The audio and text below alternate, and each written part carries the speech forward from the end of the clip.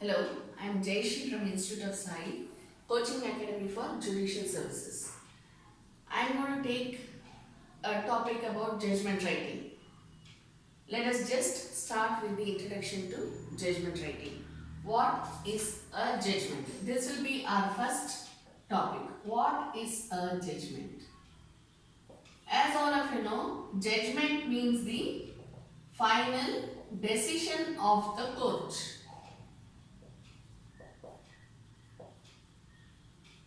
Now, what do you mean by a court? Anything which has been established by or under any law to be a court is known as a court. We know this, right? So, what exactly is the court? Here when we are speaking about court, we have basically two types. One is of the civil, the other is of the criminal. So, civil court and criminal court. Similarly, you will say that there is a civil judgment and there is a criminal judgment. Civil judgment speaks about the jurisdiction which has been given under CPC. While framing a judgment, while drafting a judgment, the civil judge will see to it that the judgment is given as per what has been prescribed under law. Similarly, the criminal judgment. Okay? When we say about judgment, we say that it is final decision of the court. Now, how does the court arrive at the final decision? Now, final decision is the make or break for both the parties, right? So, when we say make or break for both the parties, on what does the judge base his decision upon? As all of you know, when we are drafting the petition, drafting the complaint, whatever we are doing, what do we write at the end? In the interest of justice, equity and law. This is what we write. Am I right? So when we say justice, equity and law.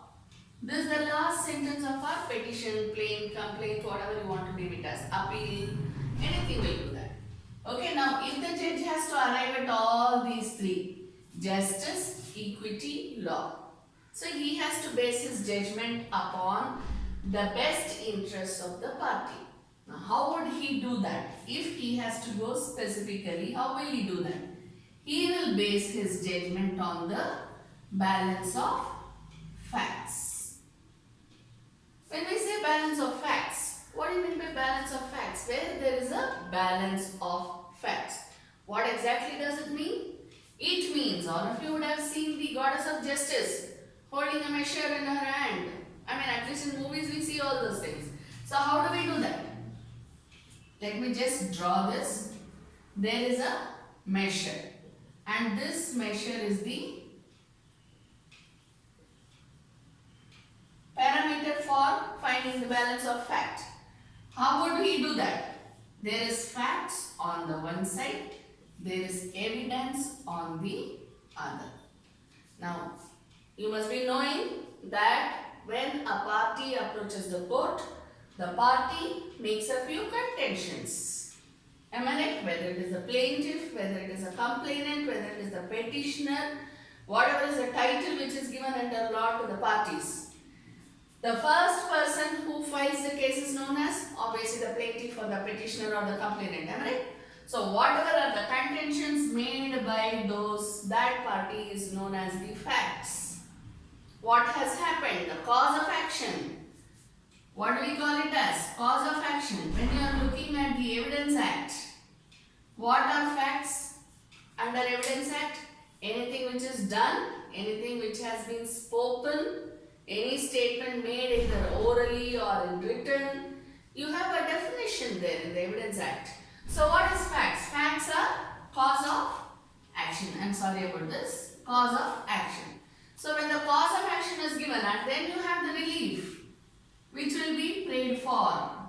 Now when the facts are given, they should be supported by evidence. Each party makes few contentions and those contentions should be supported by evidence. Again we go back to Evidence Act. What does Evidence Act tell us? Any case will get admitted into the court based upon prima facie evidence. Am I right? Now, evidence, however, what we are talking about relates to 1. Prima facie evidence, 2. Primary evidence, and then secondary evidence. I mean, those who are very an expert in Evidence Act will already be knowing all this. Those who are practicing will already be knowing all this. A case gets admitted into the court based on prima facie evidence. A case is decided based on the primary and, if needed, secondary evidence, right? So, when we are talking about the balance of facts, we speak about the facts equally supported by. This is the word which you should be using, okay? Equally supported by due evidence. What's due evidence? Anything which is duly admitted. Am I right? So anything which is duly admitted by the court is known as due evidence. When we say balance of facts, facts should be equally supported by. When you say equally, as you know, law doesn't exactly measure anything. How does law speak? Law speaks in terms of comparisons. Either this, either that. Am I right? So when we say equally, there is no measurement saying that they should be at this level only. How can it be? It can be a little more. It can be a little less. Even then it would be deemed to be equal or not equal based upon the situation. That is why law speaks about equity as well. What do you mean by equity? Equality in similar situations. So when I am telling you that it should be equally supported, it is not. There is no measurement as such. It can be a little down too. But probably the situation is such that the one which is little below or a little up is also deemed to be equally supported. Right? So when we say equally, it means sufficiently. When you are dealing with law, please be very sure about how you deal with law. This is not a mathematics where you have to have all the equations perfectly. This is not like that. You should have perfect judgment. But how will it be? It will be based upon justice, equity, law. Please be very, very careful about that. Okay? So now when we say balance of facts, facts is sufficiently supporting the evidence. If the facts do not sufficiently support the evidence, then what would it be? The judgment would go against the person who is filing the case. Clear? Now this is what we have to know regarding the judgment. Clear? Now we will go to what actually is judgment writing.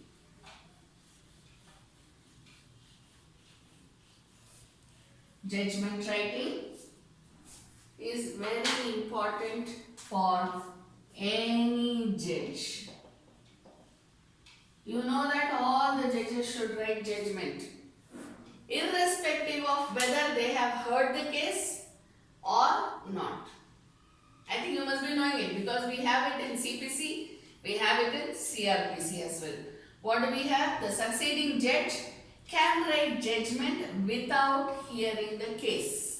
If need be, he can tell the parties to appear and then state their case. Am I right? Otherwise, he can just base his judgment upon the evidence which has been gathered by the previous judge. Am I right? So, when we say judgment writing, we should be very cautious. Suppose you are the person, you are the judge who has heard the case and then you got transferred from there. Okay? There is a succeeding judge who comes to your place. But that succeeding judge cannot say, okay, come on, we'll hold a retrial. Can he do that? It would be a waste of court time.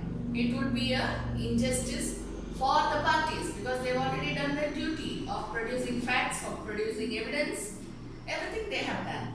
So it would not be good on the part of the judge or the parties to redo it again. Clear? So what will happen? Either the judgment, it will be by the judge who has heard the case actually or by the succeeding judge. Anything is okay. Or maybe there is a transfer. The case has been transferred to another court or maybe there is an appeal. Clear? So again judgment will be passed by the appellate court. We cannot say which court, right? So how will you write the judgment? Any judge who writes a judgment, the first point which should be remembered is logical reasoning. Now we can term this, whatever we are going to write the points, we can term it as guidelines to judgment writing.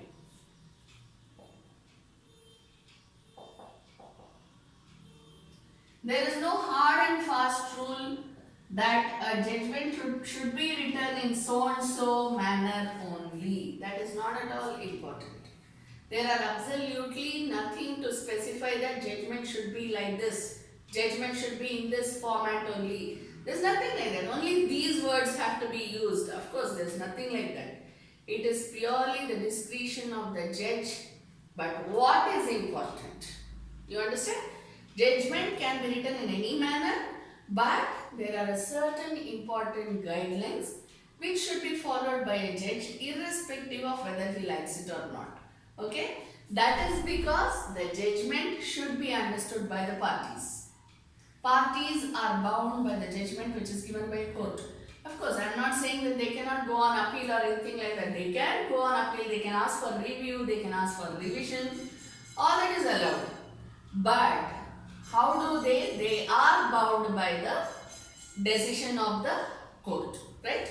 So, if we have to bind the parties, in what manner? What is the basic caution that we should take as a judge? What we have to look at is that the judgment should be understandable by the parties. Clear? Now, when we are talking about understandable by the parties, we have to see a few guidelines about judgment writing. The first one would be there is a logical reasoning to the judgment.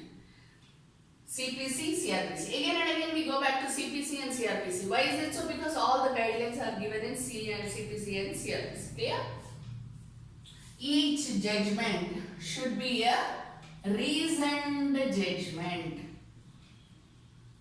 Reasoned order. This is what we read. Everything should be reasoned. Everything should be reasoned means what? There should be a reason for the order that has been passed by the judge. Now when we say there should be a reason, how would that reason be? Can I write, okay, just any reason that you feel like. At the moment I feel, okay, I should write like this. So I just write some particular reason. Can I write anything like that? Of course not. How should the reason be? It should be logical. We have already read about balance of facts. How does the balance of facts arrive at? Between the balance between the facts and evidence, right? This is what we did. So how do we find out the balance? It is based upon logic, right?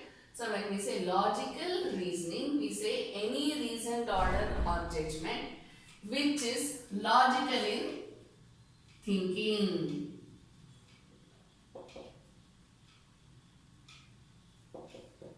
Okay, so logical. How do we arrive at this logical? We see what the premise is. Okay, what's the premise? What do you mean by that? Foundation. When we say foundation, what is the foundation in law or what is the foundation in a case? It's a cause of action.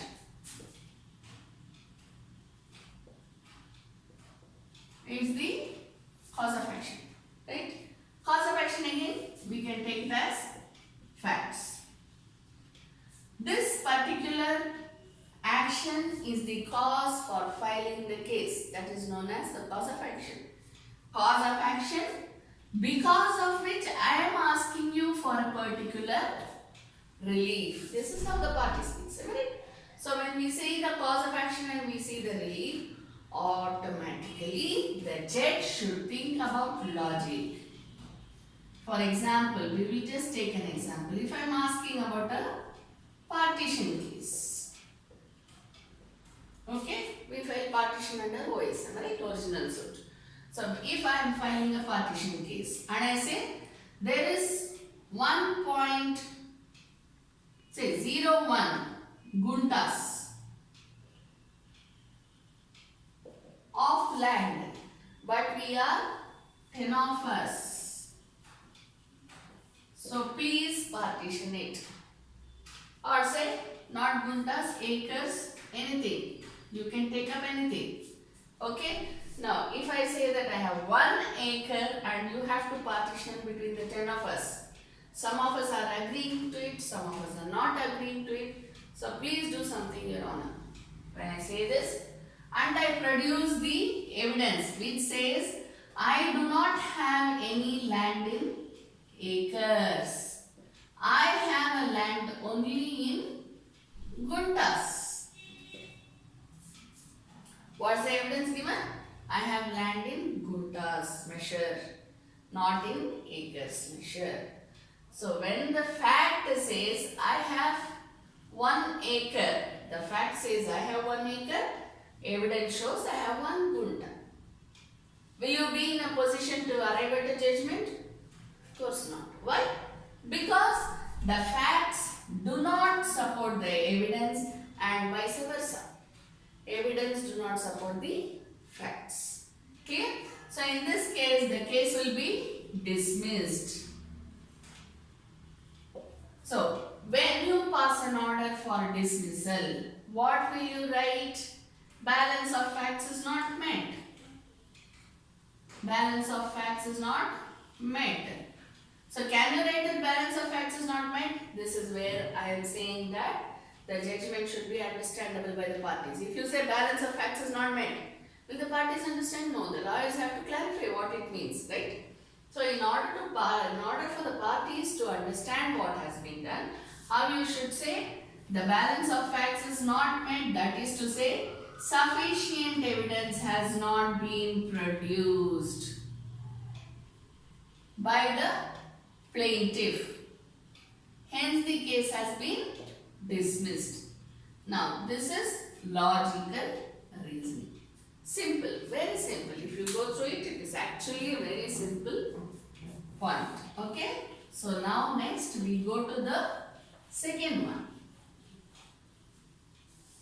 There may be many students who are very good in English language, who have done their major in English. There may be many students like that. Okay. So now this is an indication for them how they should write.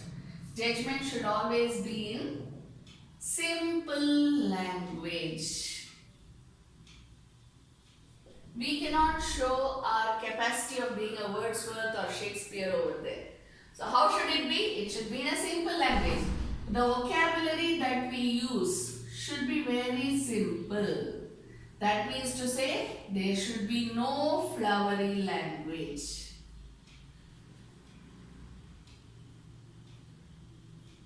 If I have to speak about some particular topic, of course you know, if it's a civil case, issues are framed. If it is criminal case, charges are framed, right?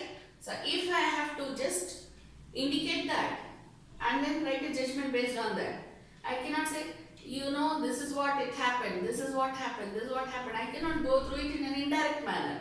How should it be? It should be simple. It should be in a direct language. First of all, it should be simple. As I told you, I gave you the example of balance of facts. Can I write in the judgment, balance of facts is not met, hence the case is dismissed? Can I do that? Of course not. How I should write? Evidence has not been sufficiently proved by the plaintiff. Hence, the case stands dismissed. If the judge writes like this, the plaintiff as well as the defendant will be in a position to understand what's there. Right? If I say balance of facts is not met, hence the case is dismissed. Balance of facts need not be understood by everybody and anybody, right? So this is what is meant by simple language. How should that simple language be? There should not be any flowery language over that. Moreover, it should be a direct sentence. Again we go back to English grammar. There is direct, indirect sentences. It should be in a very direct language. It should be in a very simple language. The vocabulary used should be very, very simple. Just because I know some hi-fi words, I cannot use all this in the judgment. Clear? Then we go to number 3. Number 3 is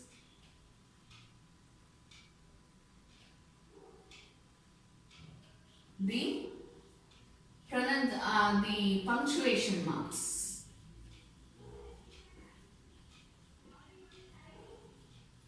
Again, when we are speaking about English language, we say that it should be in a simple language, it should be in a direct language, there should not be use of flowery language. How should it be? We cannot write the punctuation marks wherever and whenever we want. It should be appropriately pointed. If I am writing some sentence, I should put the full stop in the correct place. I should put the comma in the correct place. If I have to put semicolon over there, I have to do that. If I have to put a colon, I should be doing that. Right? Semicolon. Anything that I have to write, the punctuation mark should be one thing, appropriately placed. Very, very important. It should be appropriately placed. Number 4. When we say it should be appropriately placed, now I have ended a sentence. How do you see that? The punctuation mark of full stop is there. But suppose instead of saying appropriately placed and then instead of a full stop, if I put a comma, obviously you will mean that there is a, you will be seeing, you will be expecting that there should be a continuation to the sentence. Am I right? But actually I am not going to do that. I am going to end it at this. So how am I going to end it? I am going to put a full stop over there. Now if the same thing goes and I put something like this, you know, this is very common in the computers, right? So if I do this, then what does it mean? It means that there is something more to it. Or if I write the judgment like this and then I write some words over here, it means there has been words before this particular word. Am I right? So when you are writing the judgment, please be very careful. Don't use all these types of dots. Okay, it means there is something after the sentence and there is something before the sentence. Please avoid this because this is not how judgment is written at all. Clear? Next we go to complex sentences. Complex sentences should be completely avoided. Complex sentences should be completely avoided. Completely avoided in the sense, absolutely no complex sentences at all. So what should there be? There should be simple sentences. How do you write simple sentences? It is not necessary when I say simple sentences, immediately it should be only one sentence. For example, if I say, the plaintiff appeared before me. This is simple sentence, am I right? If I have to say this is simple sentence, it doesn't mean that I have to stop here. English grammar says it should be a short sentence, simple sentence. But law does not say it should be a short sentence. What does it say? What does it say? There should not be a long sentence. I cannot say, appeared before me and contended that. And therefore, I framed the issues. And therefore, you know, such a long sentence should not be there. How I should write? The plaintiff appeared before me and made contentions or contended that so and so thing happened. Full stop. Okay? Upon hearing the plaintiff. Now again, just concentrate. I have put a comma here. Upon hearing the plaintiff, I have not put a full stop. I have not put a semicolon. I have not put a colon. Nothing I have done. I have put a comma because that is the appropriate punctuation at this place. So how have I placed the punctuation mark? I have placed the punctuation mark appropriately. Understand? So when I have placed the punctuation mark appropriately, that means to say that I have been doing it in the proper manner. Upon hearing the plaintiff, I hereby go on. Understand? So this is very, very important. It should not be a very lengthy sentence. And also, what's the fifth point? Paragraphs. There should not be very lengthy sentences. It should be simple sentences. Complex sentences should be avoided as far as possible. When you are writing these simple sentences, obviously the length of the paragraph also tend to become very big. Am I right? So it should not be big. When I say it should be simple sentences, on top of that I say that the paragraphs should not be big. Then what do I exactly mean? Paragraphs should be logical. It should be in logical sequencing. See, when you are doing it in a logical sequencing, automatically the paragraphs will become smaller. Am I right? Just try it out. After listening to this video, you can sit and practice. When we complete the entire video, you can sit and practice. Then you will get to know what I am speaking about. Okay? So here when I say paragraphs, they should not be again long. One paragraph, if you have looked at judgments, each paragraph will be probably half page. Sometimes 3/4 of the page. These are okay because the main thing what you have to think about in paragraph writing is the logical sequencing. If I have to write about particular topic, I would like to write about it in the particular paragraph only. Right? See, if I am talking about the evidence which has been produced by the plaintiff, what will I say? Plaintiff produced so and so evidence. He produced the original documents which have been marked as Exhibit A, Exhibit B, all these things, right? And then I will say he has also produced photostat copies or certified copies. Again, certified copies of all the other documents which have been marked as, which have been admitted and marked as exhibit so and so, so and so, so and so. Now here the entire one paragraph will be for the documentary evidence. Next, when I go to the other part, okay, in this itself I can probably demarcate it and make it as original documents in one paragraph. Then I can go to certified copy or photostat copy in the other paragraph. It's my wish totally. That's why I said there are no hard and fast rules for judgment writing. What has to be done is basically the logical sequencing. Now you understand? Beginning also we read about logical reasoning. Even now we are talking about logical sequencing. Okay?